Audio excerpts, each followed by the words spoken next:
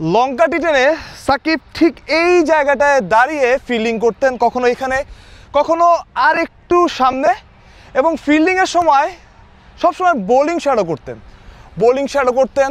কিন্তু যখন ব্যাটিং করতেন তখন সেটা দেখে আসলে মনে হতো না যে সাকিব ব্যাটিং অনুশীলন করেনি। আমি একদম গ্যারান্টি দিয়ে বলছি, লঙ্কা টি10-এর সময় সাকিব একবারের জন্য অনুশীলনে ব্যাট হাতে নেননি।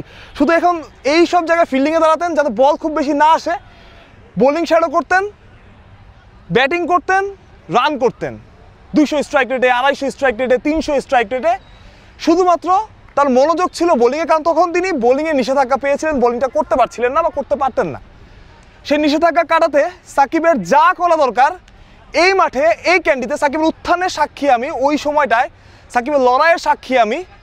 সাকিবের বোলিং নিষেধাজ্ঞা কাটাতে প্রতিদিন ম্যাচের আগে, প্রতিদিন ম্যাচ থাকতো লঙ্কা টি10-এ, এবং প্রতিদিন ম্যাচের আগে সাকিব ওই পেছনে একটা আউটার আছে এই মাঠের, সে আউটারে বোলিং করতেন। একজন নেট বল সাথে দিতেন, একজন কোচ ছিল গল মার্বেলসের, একজন কোচ থাকতো, বল বয় থাকতো, একজন ক্যামেরায় দাঁড়িয়ে থাকতেন, সাকিব বোলিং করতেন। একদিন বৃষ্টি হয়েছে, সাকিবের জন্য শ্রীলঙ্কা ক্রিকেট ওই আউটারের পাশেই একটা ইনডোর আছে, সেই ইনডোরের ব্যবস্থা করে দিয়েছে শুধুমাত্র সাকিব আল হাসানের জন্য। পুরো ইনডোরটা সাকিব একলা ব্যবহার করেছেন।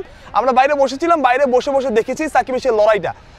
সাকিব তখন লড়তেন, সাকিব তখন বুঝেছিলেন তার কী করতে হবে, তার কী করা উচিত। কিন্তু তিনি যখন মাঠে নামতেন, এই উইকেটে নামতেন, তখন মনে হতো না যে সাকিব সারাদিন বোলিং নিয়ে টেনশনে, সারাদিন বোলিং অনুশীলন করেন, সারাদিন বোলিং প্র্যাকটিস করেন, কিন্তু ব্যাটিংয়ে গিয়ে তিনি তার কাজটা ঠিকঠাক করেন।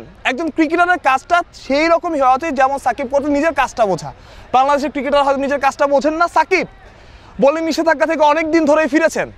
তবে গ্লোবাল সুপার লিগে যেরকম পারফর্ম করলেন বোলিংয়ে, ব্যাটিংয়ের 50 নিয়ে তো অনেক কথা হয়েছে, ওটা বাদ দেয় এক সাইডে, যে সাকিব 156 স্ট্রাইক রেটে, 57 স্ট্রাইক রেটে ব্যাটিং করেছেন, 50 করেছেন, প্রথম বলে রিভার্স সুইপ করেছেন, সেসব বাদ দেই। বোলিংয়ে সাকিব যেটা করলেন, 4 ওভারে 13 রান, 4 উইকেট এবং একটা মেডেন, অবিশ্বাস্য বোলিং ফিগার। গায়নায় সাকিব বোঝালেন তাকে কেন দরকার। সাকিব যখন কানপুরে অবসর নেন তখন একটা দরজা খোলা রেখেছিলেন 2026 টি20 বিশ্বকাপে এই শ্রীলঙ্কায় মাঠে হয়তো ক্যান্ডিতে মানুষের খেলতে হতে পারে, যদি প্রয়োজন হয় সাকিব খেলবেন। সাকিব যদি নির্বাচকরা সেটা চাইবেন। এই ক্যান্ডিতে সাকিব যেভাবে লঙ্কা টি10-এ খেলেছেন, সেভাবে বাংলাদেশের হয়ে আরেকদিন খেলবেন, এই স্বপ্নটা কি দেখেন? এই ইচ্ছা কি সবার আছে? ক্রিকেটার সাকিবকে দেখার, অন্য সব কিছু বাদ দেয়, অন্য সব কিছু আরেকদিকে, ভালো খারাপ আমি কিছু বলবো না, কিন্তু ক্রিকেটার সাকিবকে দেখার সেই ইচ্ছাটা কি আপনাদের আছে? আমি জানি না। তবে সাকিব আজকে যেরকম পারফর্ম করেছেন, এই বয়সে প্রায় 40-42 বয়স সাকিবের, সাকিব বুঝিয়ে দিলেন এখনও তিনি প্রস্তুত বাংলাদেশের জন্য, বাংলাদেশের হয়ে খেলার জন্যে।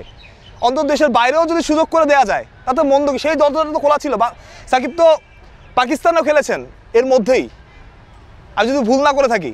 সুতরাং আমার মনে হয় সাকিব এখনও ক্যাপেবল, এবং এইখানে আমি লড়াইটা সাকিবের দেখেছি লঙ্কা টি10-এর সময়, ঠিক এইখানে দাঁড়িয়ে সাকিব ফিল্ডিং করতেন, বোলিং শ্যাডো করতেন এবং ব্যাটিং করতেন গিয়ে। এটাই সাকিব আল হাসান, সবার থেকে হয়তো আলাদা, নিজের কাজটা সাকিব খুব ভালোভাবেই বোঝেন। ক্যান্ডি থেকে মাহরুজ প্রত্যয়, বিডি ক্রিক টাইম।